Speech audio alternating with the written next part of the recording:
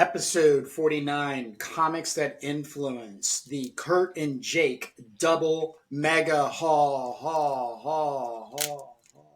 How you doing, Jake? What are we going to do for episode?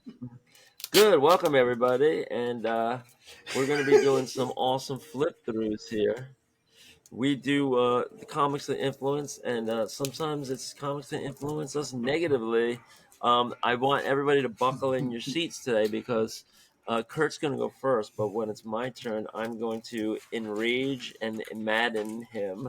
So you'll see the fireworks fly when we get to that segment. In the meantime, what have you got there, man? You got some oldies but goldies.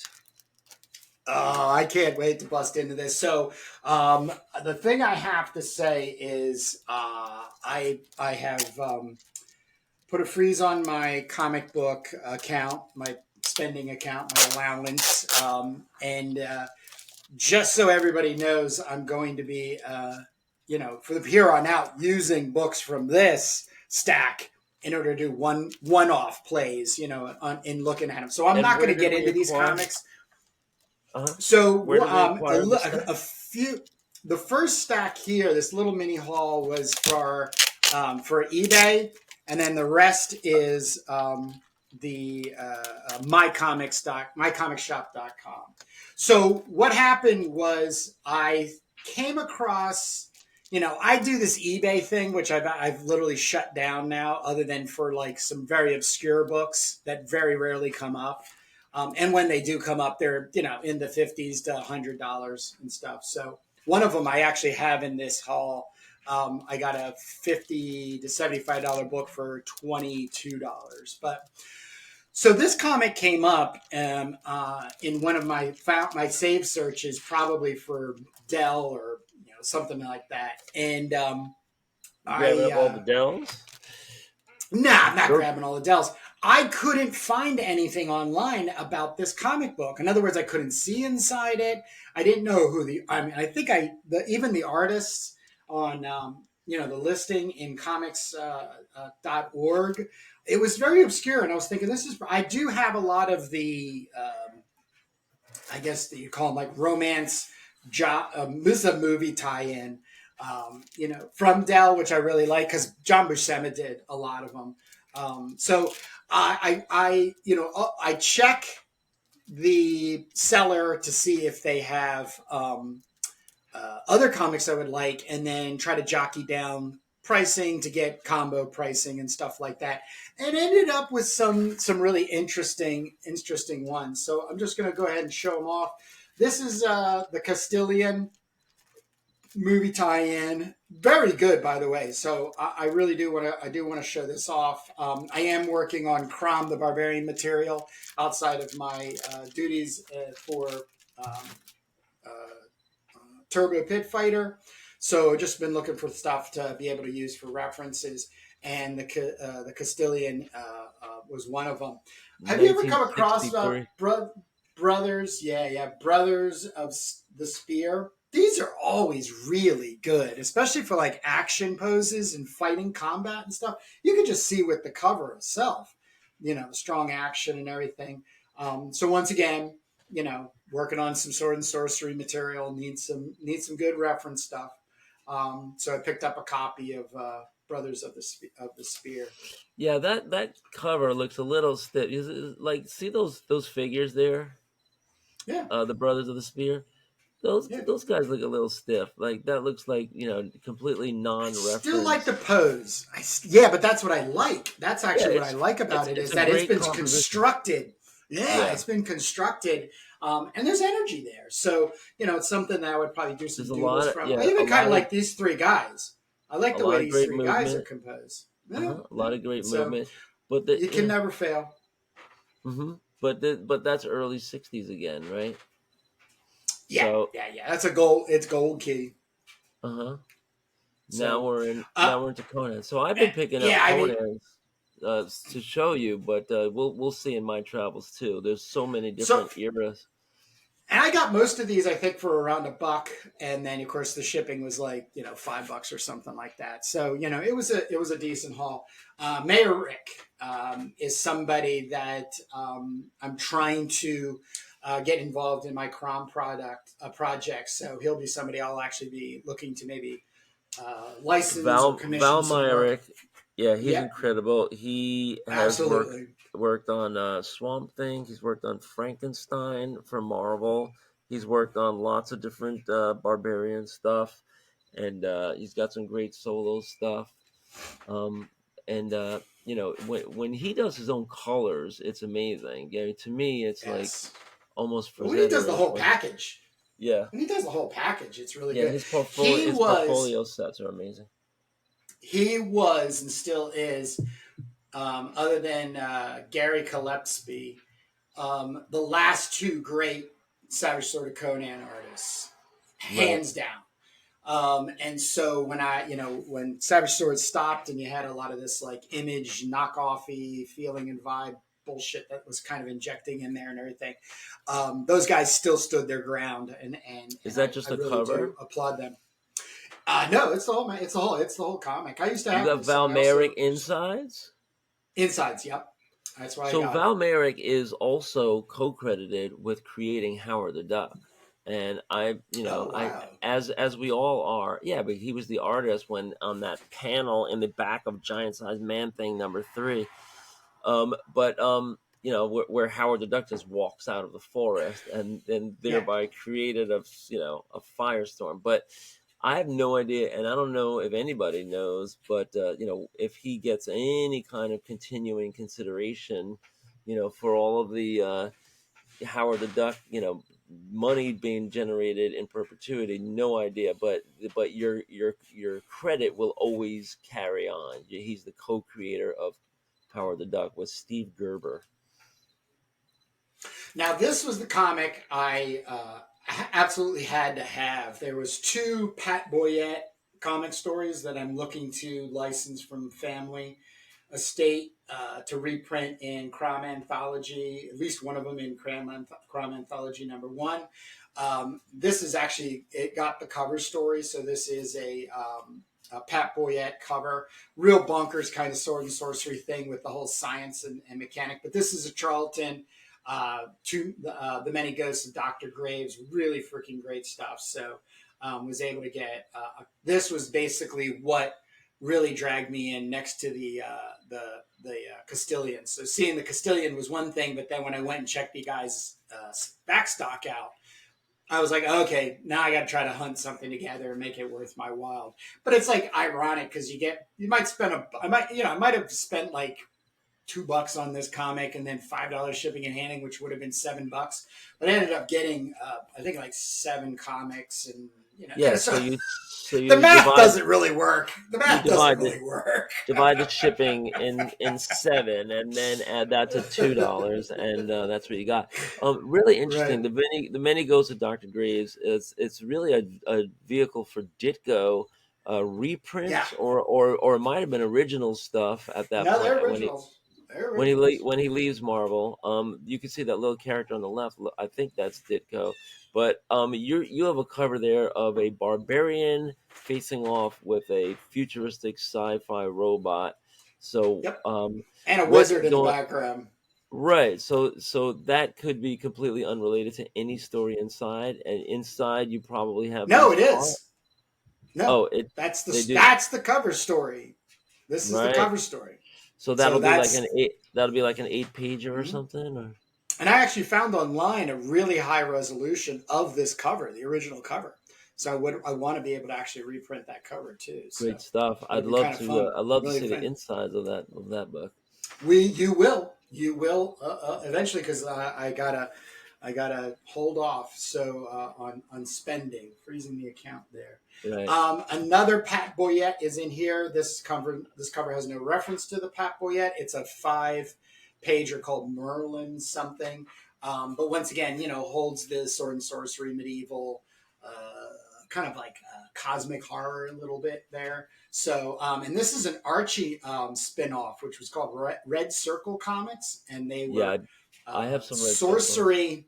sorcery. I think chilling sorcery. Anyways, I think it all leads up or has something to do with Sabrina the Teen Witch or something. I think is how they were sort of trying to Huh. muscle in on the the magic market, if you will. So Right. people in there. Now the next two, I'm a sucker for these comics. I this one and the next one, and so getting them for as cheap as I got for, I just couldn't say no. But DC had their own swinging. That's the thing I love about this. Swing And with I'll Scooter. I'll make a connection. I'll make a connection in just a little bit with some other stuff that I have in here. But swinging with Scooter is Wait, I an gotta show you. Archie. Wait, Kurt, I gotta show you something. Oh, sure. Look, Is that your beads? What is that? I Licorice? got the beads. I got the beads. Yeah, my dad made these in the '60s or the Oh, '50s, swinging, baby, and I swinging. have them. They're so awesome when I wear my swinging beads. I love it. Um, I love it. Yep, that's a throwback. And I don't know if that's Dan DeCarlo. Sure looks like it, but DC and Marvel were both putting out Archie-ish comics. Yep. Millie the Model, and Yeah.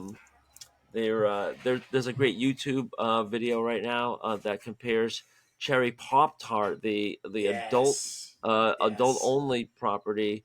to what she was based on, which was a Marvel, something with, I think, the word cherry in it, character, but not Sherry. Betty. Yes, Sherry. right. Well, Yep. there was cherry Pop Tart, right, and then but there was another one, I know what that they you're were, referring to. Yeah, there's another yeah. character. There's another There's all character yeah. that kind of There's yeah, all these yeah, ones. yeah, Right? They just make up a name, and then it's like Archie-ish, figures, going around having fun, and yeah.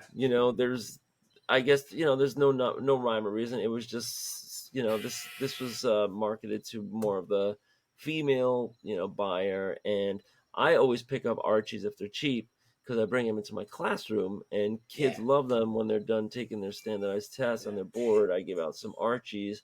You could actually get some girls, to read them because they don't ever want to read It's Marvels or solid Avengers. storytelling, though. It's always solid storytelling. That's the thing. You can never deny these comics. So this is a Well, Henry it's Scarpelli. So cartooning. I mean, it's cartooning. it It's not is. it's It not is. comic art. It's cartooning. Yeah. We'll see about that. But this is a gem. So Henry Aldrich. Once again, this is all during the same time Archie was coming out, and Archie was actually was it Laugh Comics is where Archie starts in like the late 30s, early 40s, I believe it is. So he's just like a inset story to the comics and everything. But then when his when these kind of when the teenager was becoming a marketplace, so you could market to the teenagers and stuff. Comics then had this huge explosion where then there were teen life for comics, and their characters and stuff. But I just really do enjoy the art, the stylization of it, and also the simplicity of the storytelling in a cartoonist kind of way and stuff. Hmm. So another Dell comic and everything. Um, Yeah, and hairy chest. You get the pun there. yes, exactly. Harry gesture. And um, so this I finally have joined the band, if you will, Cheryl or the Blossom. the It was group. cherry. It was cherry Pop Tart, and Yes, it was yes, based on Cheryl Cheryl Blossom. Cheryl Blossom, right? Which Yeah, was yep, like yep, a yep, yep. stunning redhead, Yeah, like Mary Jane Watkins, except in the Archie style, and right, something right. very alluring and hypnotizing. Sorry about that. So So Savage, not at yeah, all. I have joined the ranks. I am following but obviously because of my Crom. Just so everybody knows, I have released back in August my Crom the Barbarian. It's 140 pages of sword and sorcery, black and white goodness. Working on a anthology called Crom Anthology #1. And again, I'm really kicking back and everything. So I do follow a lot of like sword and sorcery paperback people, uh, reviewers, and they have even started reviewing these comics. So I didn't even get to really finding anything about the new Savage Sword, and I'm coming in late because I think they're on issues 6 or 7 right now, or just released 5. But was able to on mycomicshop.com be able to pick this up very affordably. As not the Joe Jusco. But real quickly, just to tease the Wow. heck out, I am thoroughly, this is actually what sold me. And this is what is selling old guys like me who used to do the collecting of this stuff. This is my heart. This is all me all the Yeah, those are time, $30 a all piece day. now. Forget Yeah, it. yeah, yeah, yeah, yeah. I mean, you can still. I mean, you can find reader But copies look at pretty that. well. So this reminds me of Corbin. It's like, it's very realistic, but it doesn't look photo referenced. It And is then though. the This is all 3D assets. I just have to call it out. But the way they're using the 3D assets to make the frames and panels is pretty darn cool. The coolness though, is this. They're printing it on crappy newsprint. This is yeah, newsprint. And so right. the sort of like Oh the yeah. slickness of 3D model making is lost now because it Right. can't stand on the white glossy paper. So I'm thorough. This whole thing, by the way, is the story, is the magazine. I think it's 60 something Chock. pages. That looks chock full. It is I am so excited to be getting back into it and to find that this is Titan Comics, is doing justice. This is another guy, Zafino. Love this guy's work. He did one story for Savage Sword of Conan towards the end, Yeah, and really really he dig it. So looks that's like why I a got this cover instead of Joe he looks Jusco. like a devotee of Simon Bisley. Oh yeah, yeah, yeah, yeah, yeah. It's great Yeah. stuff, great stuff. And he works that black and white ink magic. So he's always hmm bouncing between black ink and white ink on that, and some gray wash and all that kind of stuff. So he's a beast on that. Now here's why I was getting into. I'm just going to put these side by side. I've been collecting for the last about year and a half.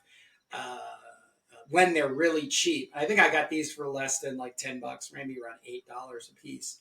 But I've been working on zines. I haven't released any You of got to them yet, center but it. I've been working on There you zines. go. Keep going And so, to well, your no, you right. got To to your open right. up your screen. Just open up your I screen, did. Jake. I'm Yeah, on full. swing it. I'm on full screen. I'm on full screen. Oh, okay.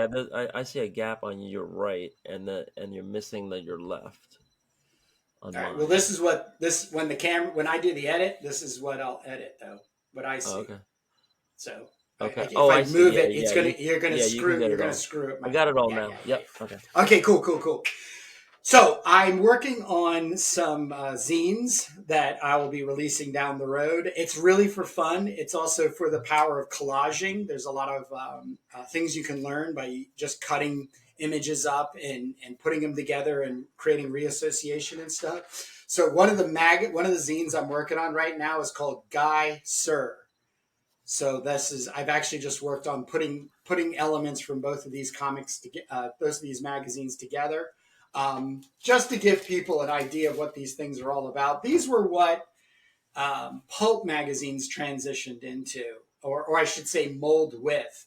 So when Playboy comes out in the 50s, it starts a whole trend for men's magazines. But the whole thing that magazine was about the culture of being a man. The way you dress, the cigarettes you smoked, the drinks that you made, the books you read, the tie you wore, and of course the way you interacted with women. And then there's a lot of cartoons in there, or single cartoons and stuff. So it does kind of get married with pulps, and so they do get these. Just let me find one of them in here. These things are great. So What year? What Tasmania. year? This is 60. I'm pretty sure this is 1960 March. Awesome, man. Yep, yep, yep, yep. So you have Tasmanian Wench Farm. This is Tom Talbot's Tasmanian Hedgehog. And then the cover story is Retreat on the Road from Stalingrad. So, and it's about a group of mercenary freedom fighting women that took down some Nazis. So there's like a little bit of half truth or quarter truth or something like that. Outside, the Red Guerrilla women were armed with stern guns and whips, ready to take their revenge. So, it's just great. It's just great comic book levels of stuff. So I'm going to be working on some material. So I've been needing But some. that was actually exploitation stuff. It says here exactly. It then goes right into the movies, Jake. You hit it. Yeah, it says Sir was an Amsterdam-based magazine that focused on menswear trends, but then they would have illustrations and the inaugural. That's a different magazine. That's a different magazine. That's not that. There's two Sirs. Yeah, there's an international Sir, which is the more higher end magazine, but then there's the American. This is printed. I'll tell you right now. This is trash. This is January 60 issue. This is pure trash. Featured a chained woman whipped by an Oriental villain, a white slave auction, and decapitation art.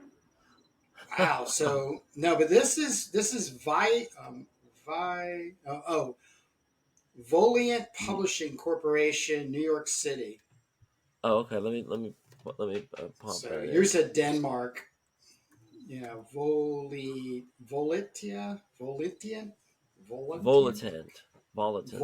Sorry. Yeah, Volitant. So this is just hyperbolic nonsense, is really what it is. And then I did get a second issue of Guy. I really like the masthead and the way this all just kind of played out. You mind how much saying you picked that up for? Because I'm seeing these on 35 Canadian for some of these. No, I'm getting these for under 10. That's my magic. I don't pay unless there's something in there. Unless there's something in the magazine I absolutely have because I've tracked it down. I don't go that far. Wow, yeah. So I have bought some stuff. You got cartoons. So, like I said, yep, it's just really good stuff. And it's funny because I've been to some stores or places that sell old paperbacks and magazines, and with a friend of mine, and he was dropping off at an auction house a whole bunch of toys he was selling, and so then he met me over in the store, and then after like 15 minutes of him following me around, he was like, "Wow, this is just a breeding ground for new ideas, right?" And I looked at him, I said, "Yep." So there's some just great material to glean and come up with exploitation style comic book work. So yeah, man, you'll be seeing that coming. Damsels in immediate danger, getting socked, getting pistol whip, all stuff. kinds of stuff. Yeah, and the illustrations too. It's terrible, a lot of the time are just really great in a way. Yeah. Oh, it's senseless. It's nonsense and it's senseless. So well, it's historic, Yeah. I'd like to say. So this is the Holy Grail here. This comic book has been notoriously over $55 to $56. And one day hard to it get came the individual issues. Is that compiling everything? No, it's not. It's the third issue. It's third, fourth, and fifth issue, I think, of Barbarian Tales. So Barbarian Tales come out issue 1 and 2. Then there's a big long time that comes up that they can't, it's written in here that they can't publish more because of money or just time or whatever has come about. So they finally just bite the bullet, put it all together, 64 pages, and all the stories are amazing. All the stories. There's some people in here that you and I have talked about before in comics that influence. But I got this for. I think I got this. We did 3 Men in a Comic with Dan. We did an episode with. We did the first one. Yep. Yeah, 3 Men in a Comic. Yeah. Yep. So this is a real holy grail. Now here's the really crazy part of it. Mark Panacea. Do you know who Mark Panacea is? I think you're going to tell me. Well, that's the whole idea. Are you looking it up? I will, yeah. Yeah, I want you to look it up. I'll edit this part out. He's still around. Yes, he is. He's worked for Marvel. I think he was He, editor in chief at one point. So I think was what yeah, I had come up with. did some Star Wars for Marvel. It's Yeah. I think it's probably pronounced Panicia, but Okay. Sorry. yeah, Sorry, Mark. but yeah, Here's. he's got a long history, Yep. Yep. So and yeah, so it's pretty he's cool. currently doing Star Wars stuff. He's Yeah. deep in the Star Yeah. Wars world. He was on Mhm. Ultra Girl and Purge. And I'm not seeing the full. I want to say the full discography here. Hulk, Spider Man. Huh. But then let's go back in time. So those Barbarian comics are the 80s. Mm, yes. I can't find the other two I had right here next to me, but I've been trying to keep organized. Of course, I organized them away from me. So, so Yeah, he's been working see for if I can Marvel for a find them. long time. Yeah, yeah, yeah, yeah, yeah, I'm just scrolling back. I'm in 2006 Avengers. yeah. Oh, Here we go. here, 86 yeah, Barbaric Tales. Okay. So Barbaric yeah, Tales yeah, shows yeah. up. He also did Bruce Lee comics for Malibu in 1994. So this guy's great, man. What a history. He would be great to have as an interview. So I am going to try my best to Well, lock something down. So it sounds like he's really just gone mainstream. I don't know if he wants to deign to slum, who with knows? us. Also Hey got the man, as many Cyberpunk, times Yeah, as many the times as Pyramid comic. I've reached out to people and they've said yes, I've had people say no or ignore me altogether. So never hurts to ask. I'll accept the no. It Just don't ignore me. never hurts to ask.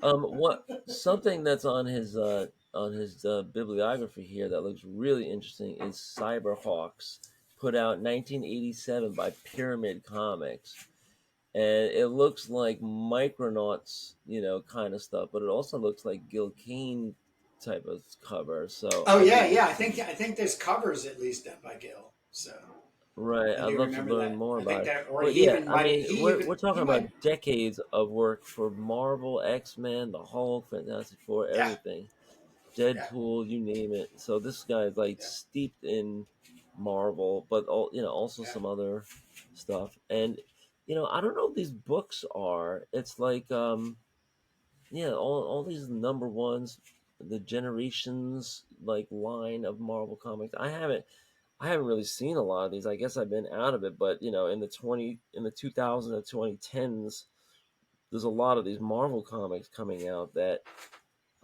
they don't look like the regular comics. I don't know how, they're all, I guess, number ones. They're all one shots, but this guy's got a long, long list of credits. Man, I'm just scrolling All right, through let's it, keep and moving then. Let's keep moving. yeah, This is another one I've been after for a long time. Um, this is a double shot, one shot, which was one side of it was Colt, Weapon Mistress, which is one of my all time favorite comic book uh huh, characters. This is AC Comics. Don cosplay Seacrest is the cover. creator of it. Nice cosplay cover. And then on the other side of it is a Night Veil. And this is just this actually cost me a little bit more than $2. I'll just say that, but and very hard to find. And when it does come up, it's usually about $10, so or even Color 15 to inside. 20. So nope, it's black and white once again. Ooh, Nice look at that. treasure.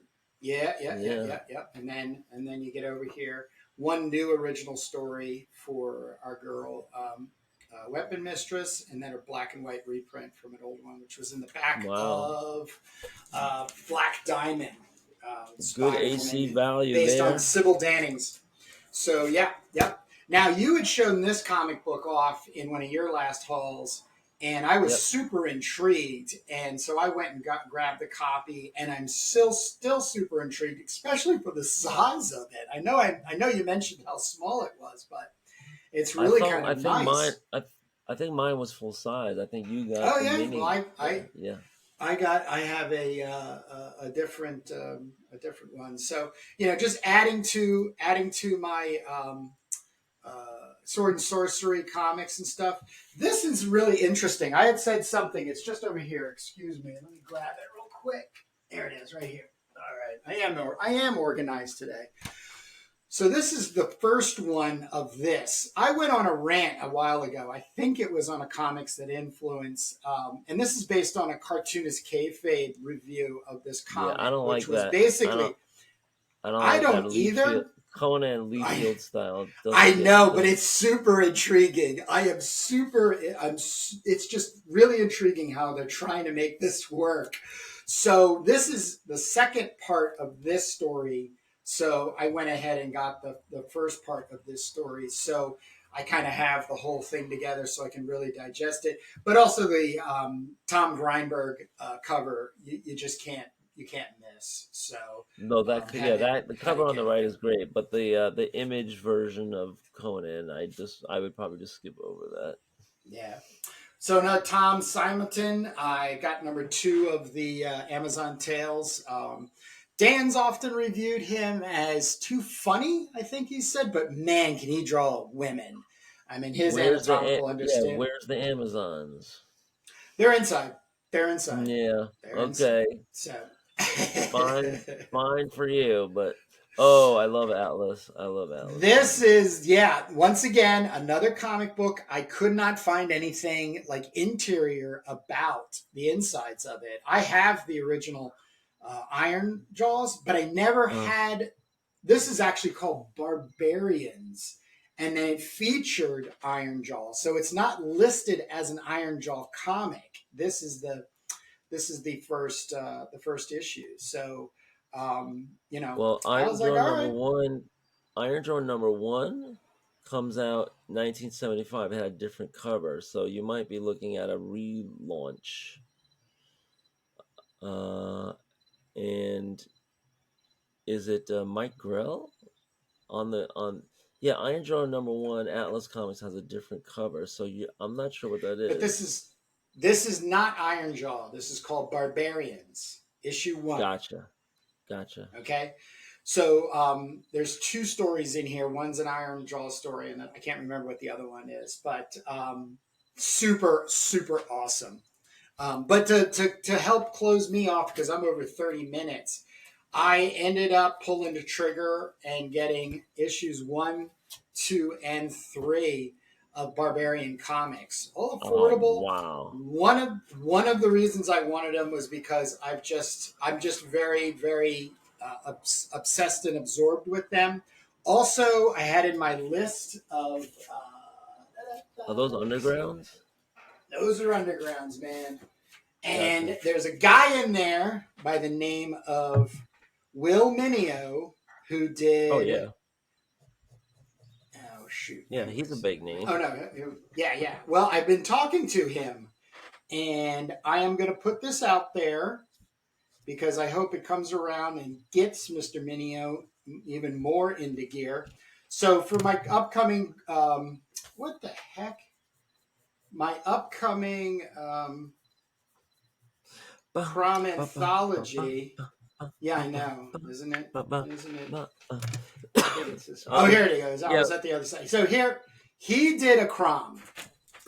So he did a Crom in Barbarian Comics 2, 3, and 4. I tracked him down. I contacted him. I asked him if there was any way that I could do a reprint. He said, "Thank you for the offer, but no thank you. I'm planning on putting them all together and adding to the story." So I was like, dude, if we can help, it's definitely Crom the Barbarian or even Turbo Pitfighter can help promote that. Do not shy away from, asking us to help you promote that. So, Wow, look at that. absolute. Those are Oh yeah. rich pages, rich pages. Oh So, yes. Oh Barbarian Comics yes. number one, underground book that was published in San Jose, California, um, in 1972 by California Comics. It features Sun and Steel chapters 1 and 2, and the guy's name is Hale Han, whether that's a real name or not. And it looks like a true underground comic with the, the rich hatching and draftsmanship. You got those compelling covers. You got the dripping gore on the logo. Just love everything about that. It's amazing stuff. So that's really exciting news. He's Mature retired reader. and it's mature reading. Yeah, but not really like for nowadays. It's like whatever was, bad boy stuff back in the 70s is really not all that bad. It's just, it's just nonsense. That's really what it comes down to. But Jake, that is my mega haul. What do you Wow. got? Okay. Well, as I promised all of our fans that I was going to enrage Kurt, so what I did was, I still have this gift Oh my certificate, god. and when I go to Newbury Comics, I just go see what's on the shelf, and I see what the new reprints are out, and if there's anything I can buy, because I have this. I mean, my brother I love my brother, but he got me a $200 gift certificate to Newbury Comics. This is the mall comic store, and I really wanted a $200 gift certificate to Forbidden Planet, which is the Yeah. ultimate indie comic store in the city, that has mainstream and indie and all this great other stuff. So, we talk about this because I think it's important to talk about the business of comics, and Kurt and I discuss all aspects. And what's happening at Newbury Comics, if you go in there, is you see all these comics for sale for cover price, which is like, $3.99, $4.99, sometimes $7.99. Like freaking alternate cover F is only 1 out of 10. On the printing, rarity. So we sell that right off the bat for like $12.99 for just the same comic with a different cover. So what ultimately ends up happening, Kurt, is you end up getting these grab bags because Newbury Comics has to bring in new $200 material, worth? and they have to get, well, what I just plunked down maybe like $25 here, and I got like 5 grab bags, and they sell them for $5.99 for 10 comics. And if you see something you like on the outside, like either here or here, right? Like I'm like, oh wow, robots. Okay, maybe I can get some robot references for my post-apocalyptic comic. And then this looks like, all right, he looks like a Mike Mignola clone. Maybe this will be interesting. So I plunked down, and I got 4 of these bundles for $5.99 a piece, which means about 60 cents a comic. This one had Death Dealer on the outside from Opus, with a Frazetta cover. So I'm like, all right, you can't lose. This one had. So let's see what we got. And I'm saying this for the first time with you, Kurt. And Whoa. so don't blame me if this goes south really fast. But we're doing Comics That Influence Geraldo's Vault version, where we're going to live on the air explore what we see together and find John Dillinger's vault. Okay, and of course, the um, people should. So starting with this, people should know that there's a great YouTube channel called Frazetta Girls, and Frazetta's granddaughter, who is a little on the attractive side, I gotta say, uh, is doing these very, very thoughtful recountings of what is known and what is not known in the history of her grandfather, Frank Rosetta.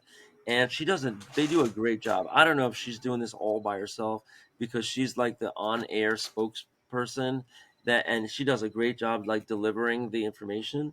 But people should go on there. Now, these Frazetta girls, which I think is maybe the mom and the daughter and the Yeah. granddaughters. I mean, no, the daughter and the Yeah. granddaughter. They're doing an amazing job of Is there? reissuing. They're getting good art. Look at this art. This is good art. And Death Dealer is like the marquee, I guess, character. But they're also doing Dawn Attack. They're also doing Mothman. They're also doing Fire and Ice.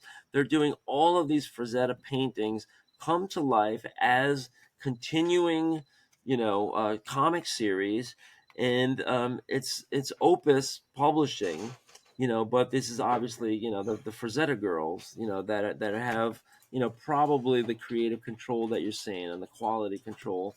Um, right. And then these are all just comic creators and this opus, which, yeah, they're letting them do their thing. But this is part of the Frazetta verse. And, I'm not sure what the split is. Nobody will know. But I usually just pick up any Frank Frazetta comics. I have been disappointed, but mostly not. So let's see if we can whip through maybe two of these bundles in this episode and see how the timing goes. So here, this is I'm just seeing for the first time. What do we got? This is the kind of a nice cover. Crash Down by Massive Publishing, which is of course the Whatnot publishing group. So this is kind of like a big risk because Whatnot is a comic auction app, and they're putting out original stuff. And I'm flipping through this. Okay, we're all right. We're gonna put that in its place. Next, this is Barbaric by Vault Comics. And I love the fact that I got a Vault comic here because I want to get some samples from some of these other indie small publishing comics companies. And Vault is one of them that doesn't seem to be so bad. It's kind of like Image, what the stuff Image is putting out, but under a different name and different proprietors. I don't know too much about Vault, but maybe it would be great if we could get somebody from Vault on one day.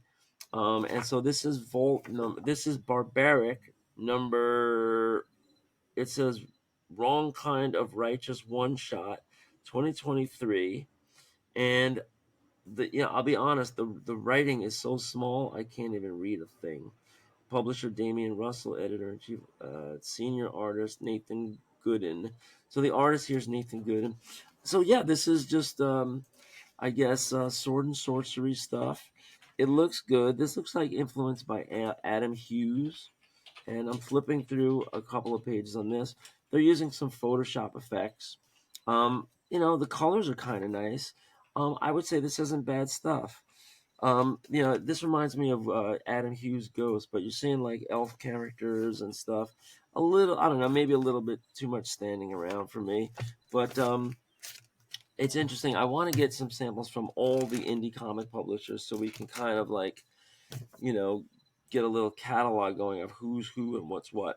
That's Speaking a good of, idea. this is the Devil Wears That Face, My Face. This is horror comics from Mad Cave Publishing, and it looks like this. So yeah, these could be good. So I'm seeing some sparse panels, and then you're seeing some small panels.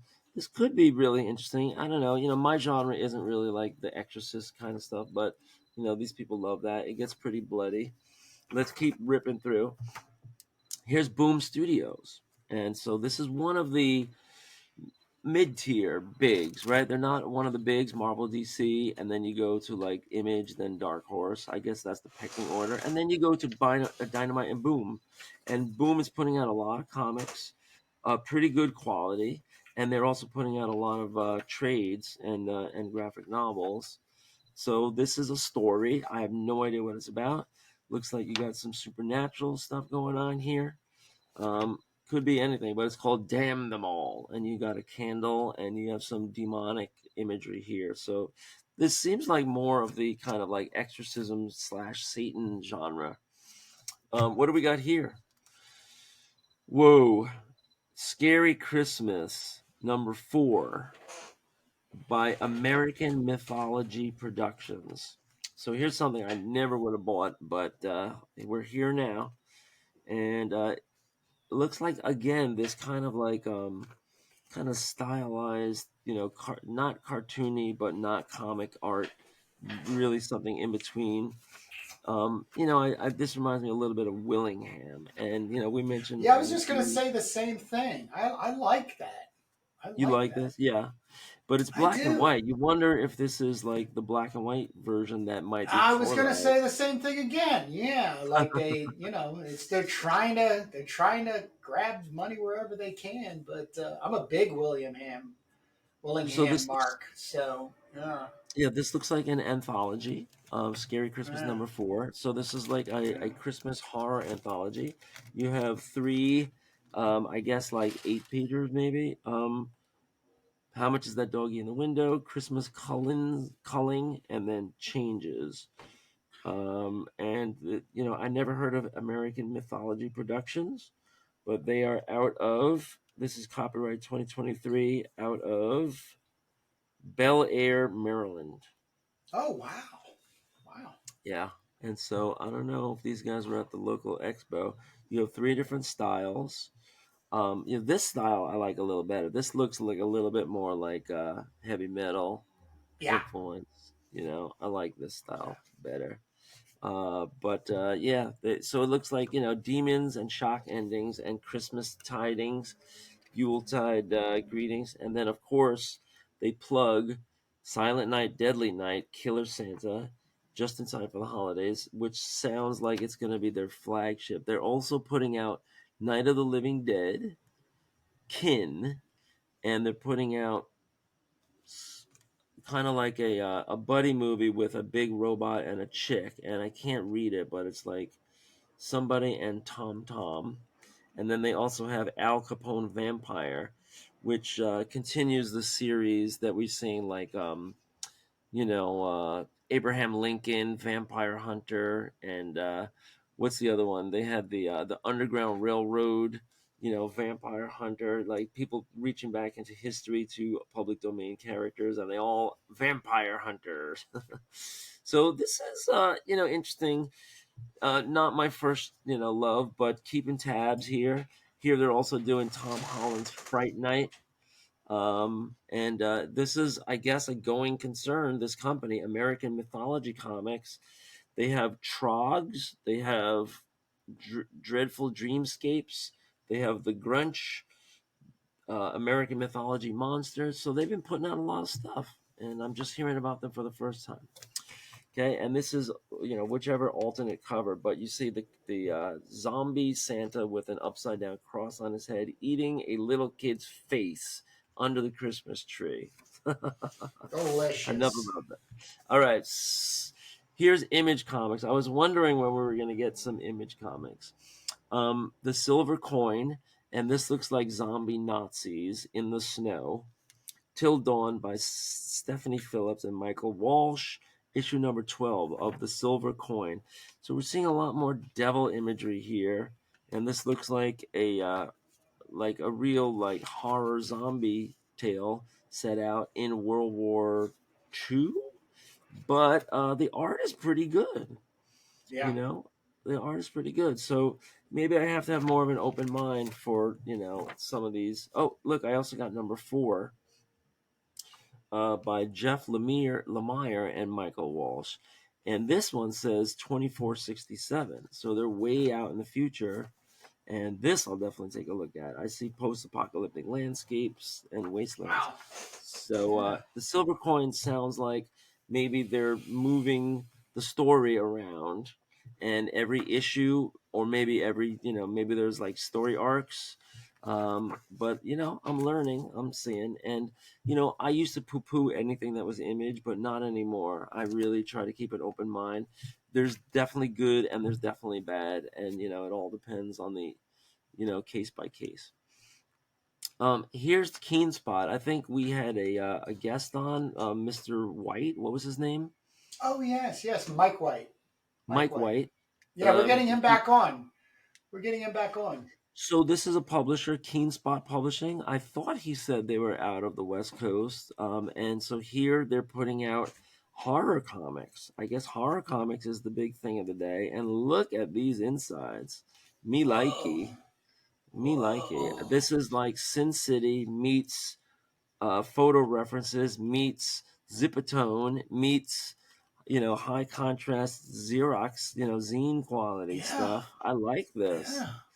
So Wow. I don't know when I'm going to be able to sit down and read it, but it's a full comic, and they got the imagery going. This is the Crying Boy #1, and it ends up in a grab bag bundle, that I got for pennies. So, wow, Wow. maybe we're not getting, like, I thought there was going to be a You lot of haven't crap. disappointed yet. I thought there's gonna be a lot of crap in here. This was the silver coin number 2. So I got 3 issues of the silver coin from Image Comics, this horror anthology, and here we go. This could be good. I don't know. Open mind. This looks like a summer camp. So this is like Camp Crystal Lake, but this kid is getting a freaking, a shiv right through the mouth and then getting decapitated completely. So a little juxtaposition of children and gore and getting cut up and dismembered.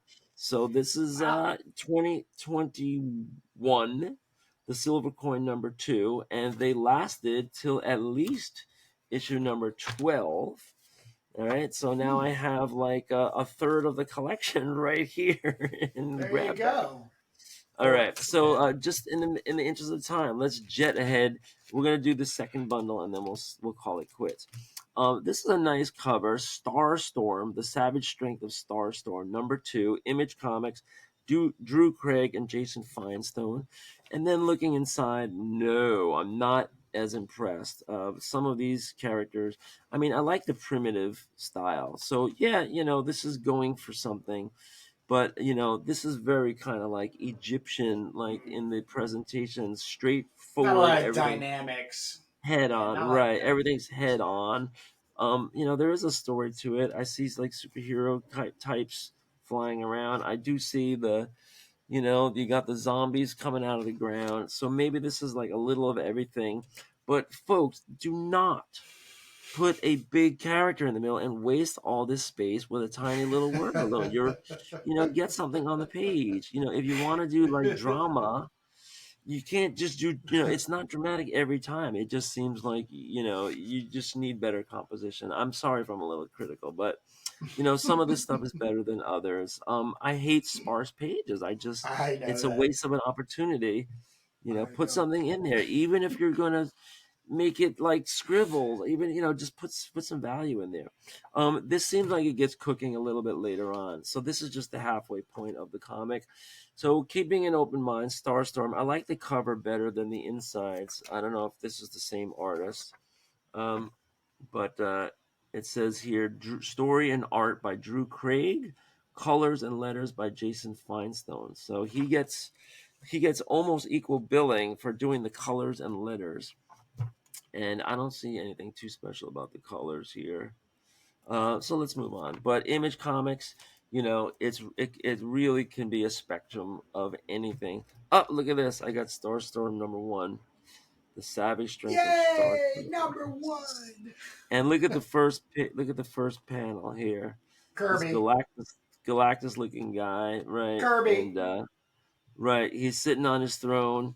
I don't know what's going on, but you get the idea. And then it kind of devolves into these like graffiti-ish characters that are just standing around, mid-range shot. All right, he varied from the profile to the side view, but folks, you got to put in worm's eye view, you got to put in bird's eye view, you got to put in foreshortening, put in some perspective.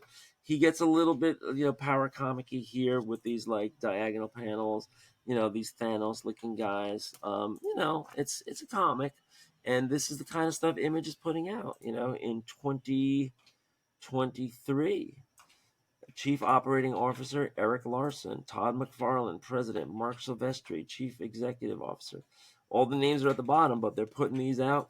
And Kurt and I have spoke about Image. They're really distributors, right? They're just distributing these comics. They put their name on it, and they take these creations that are after they're done, and they put them out, and they see what they do. This looks pretty interesting. So this is a hardcover. It looks a little bit thicker. $5.99 cover price. I got it for 60 cents.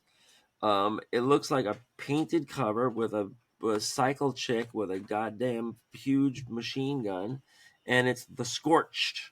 So popping this open, this says there are all these different covers, alternate covers, including a Todd McFarlane cover, a Greg Capullo cover, a Mark Silvestri cover. So I don't know how this works if these guys get paid a page rate.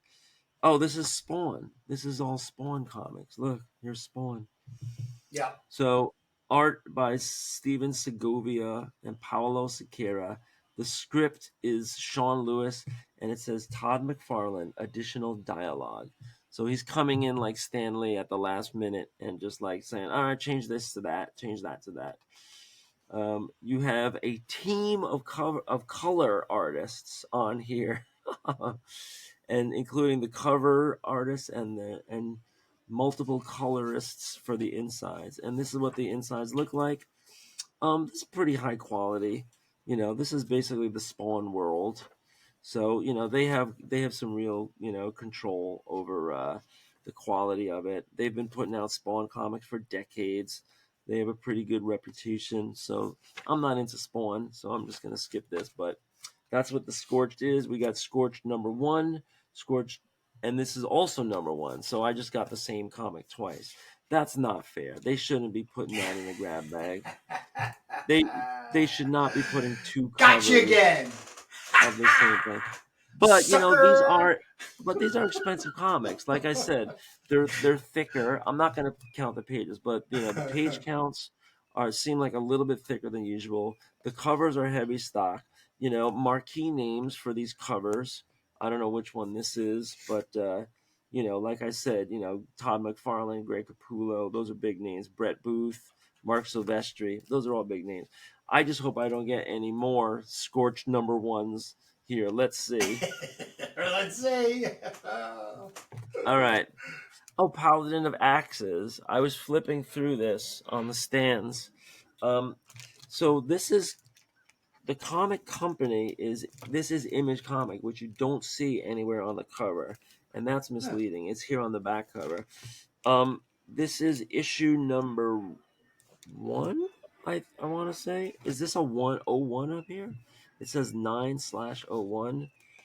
So bad marks here for letting people know. You want to know if it's an Image comic on the cover. You want to know the number on the cover, and it says this is Paladin of Axes, October 23, and it doesn't give a number, not even on the inside. So I'm assuming this is just a one shot, and it's pretty thick. I would say this is like 40-50 pages. And it looks like it's about rock and roll stuff.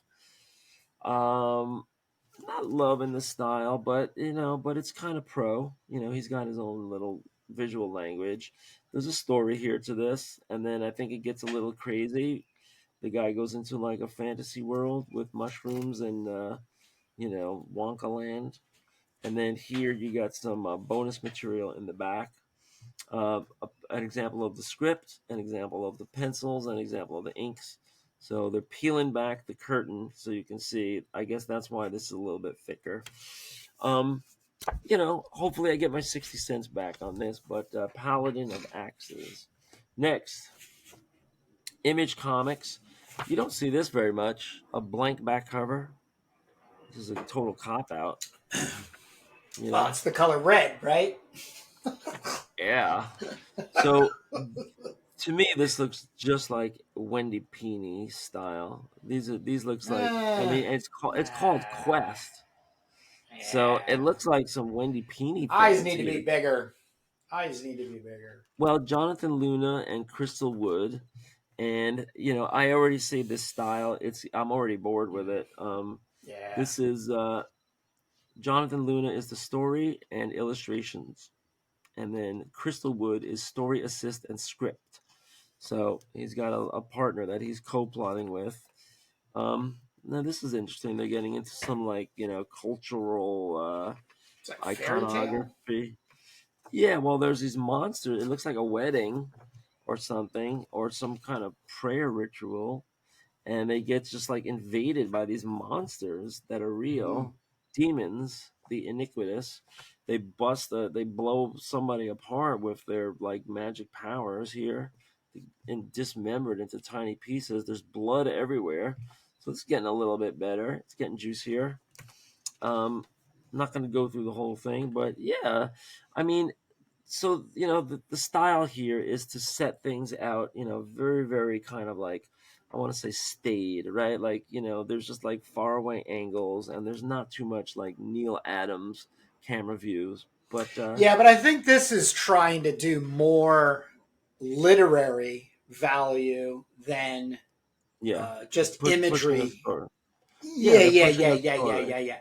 So maybe there was ideas that they would write a prose thing, but they just find that the prose fantasy, market is just too saturated. So they just said, hey, you know what? I can doodle, I can draw. Let me just try to make some things happen. I actually see it a bit here and there. People on BookTube talking about that, and like I said Yeah, back on my Savage Sword of Conan, a lot of it is referencing when they bring comic books in. It's because the comic book is doing justice to the original prose material, and so that kind of excites them and the group, I and mean, they go from there. to me, let me just isolate this page here. To me, this is a Yeah, total wasted opportunity. I mean, you got a good story here, and I'm not going to say this artist is bad, but it just seems like a kind of pedestrian presentation of everything with these kind of like grayish browns in the background. I Here you got pretty much the same view here. They're supposed to be having a confrontation here, and it's just not so yeah exciting.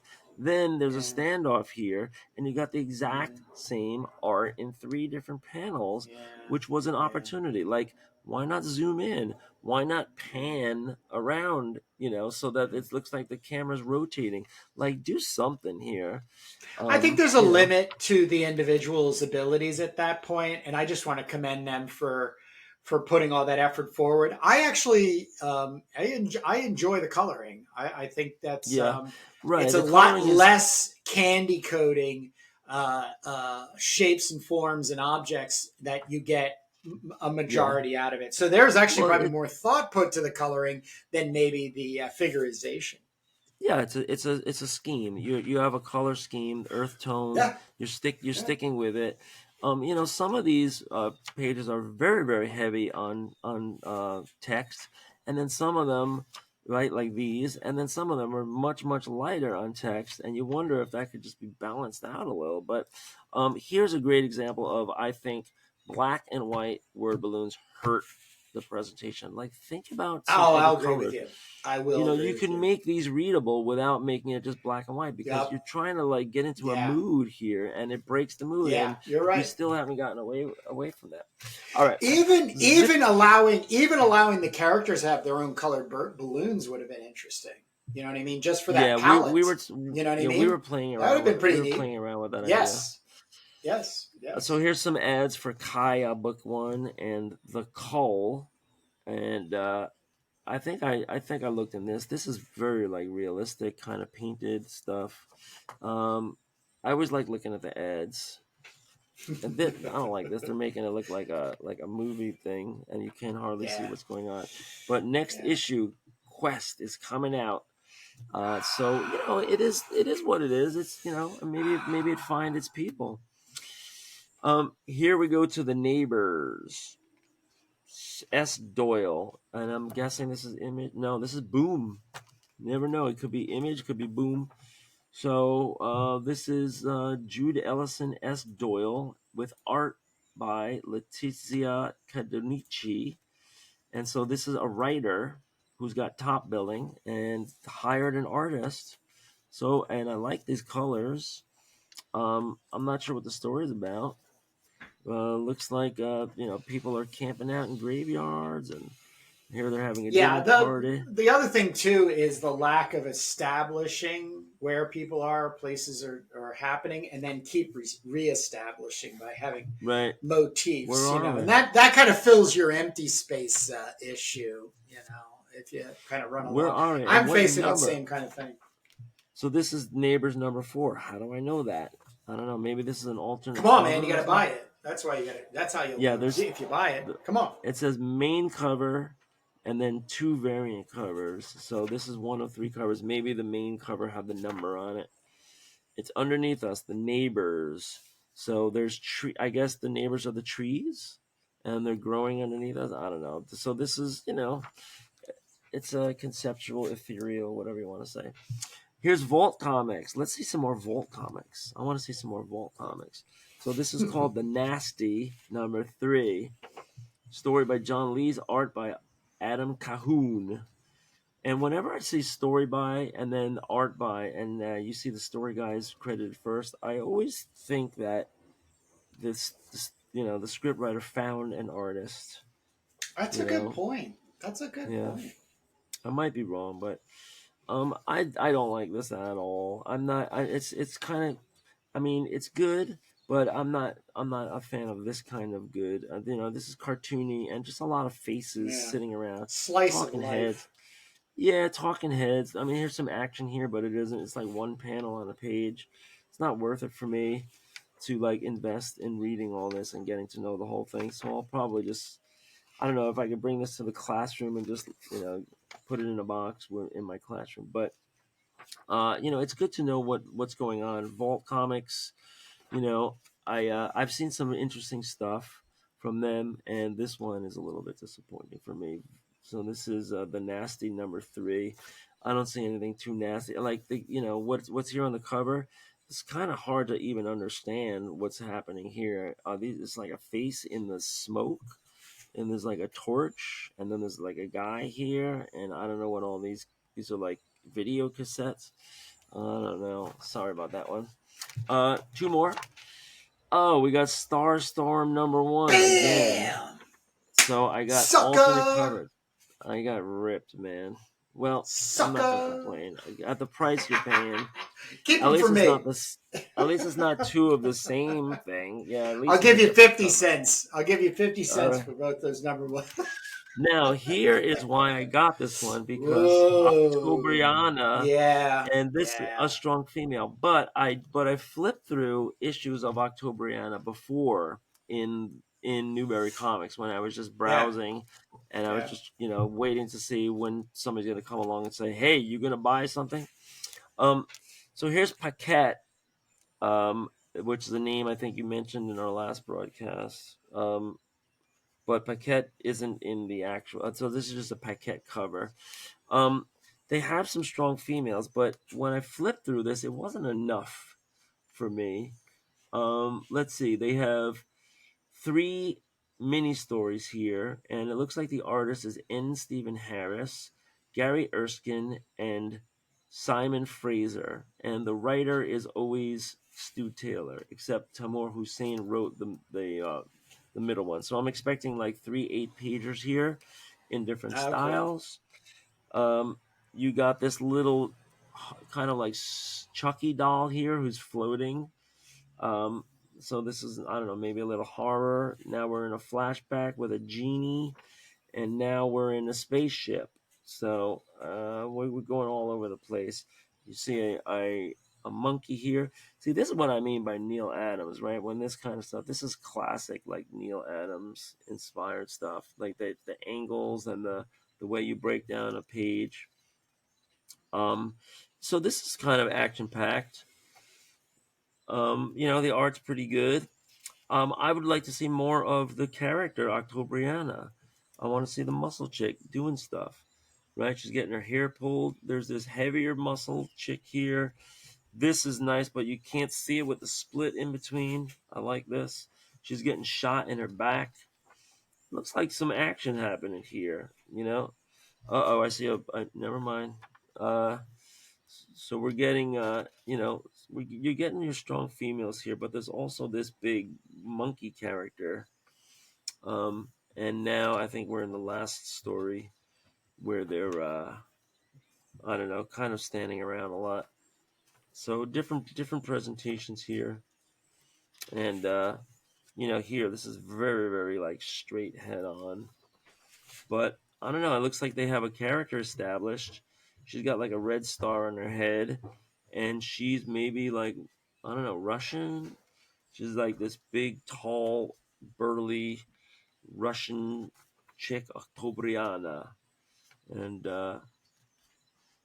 so this is the comic. So if anyone's listening, I would like when you have a property here with a strong female. I need to see, this is just me talking, but I need to see on every page some action with a strong female. And I know there's all this other stuff going on. You kind of see her small in the background. She's just standing around.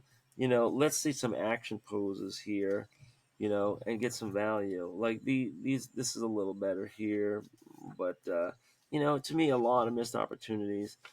Center her. What I'm trying to say in the comic, right? Like here, she's in action. I love action, obviously, but if it's not going to be action, at least make it dramatic poses. So I'm keeping eye on Octobriana, but this is number 2, and the publisher is Dead Good Comics. Who the hell are that?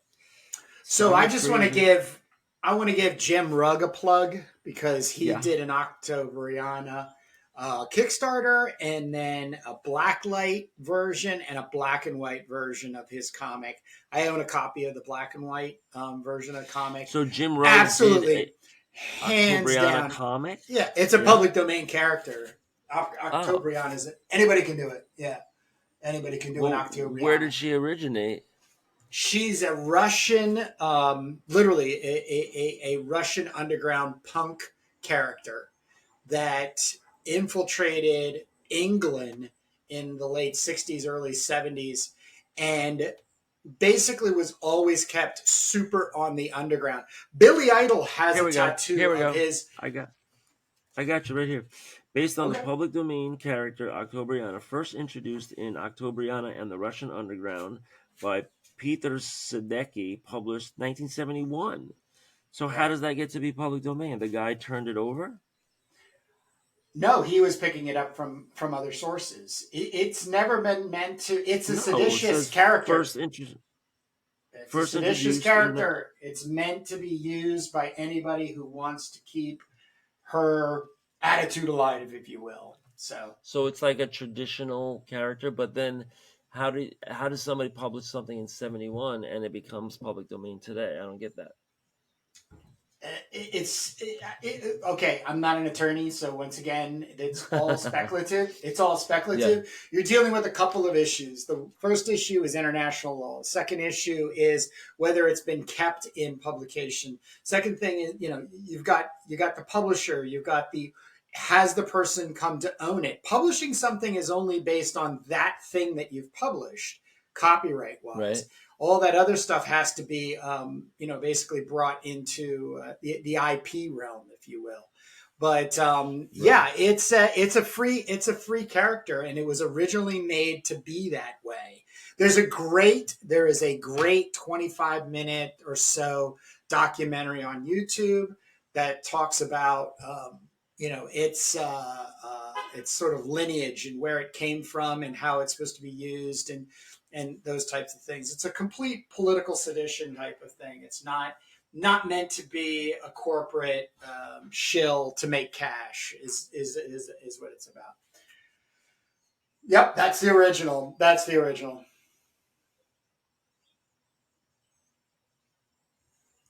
They call it Yes.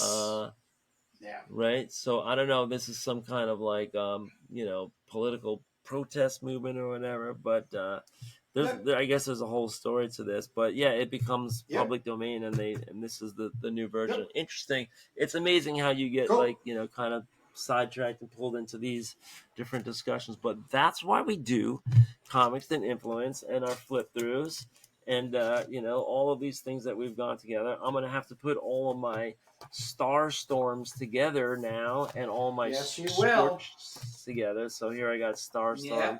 number one and number 2, and put these back in the bag. And we've gone through quite a bit here.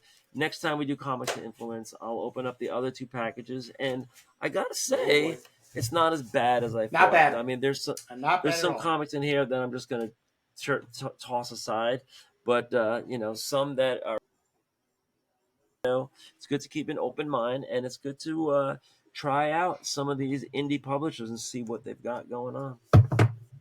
Okay. So Jake, we're that is my losing report. you. We're losing you. So, Yeah, all right, everybody.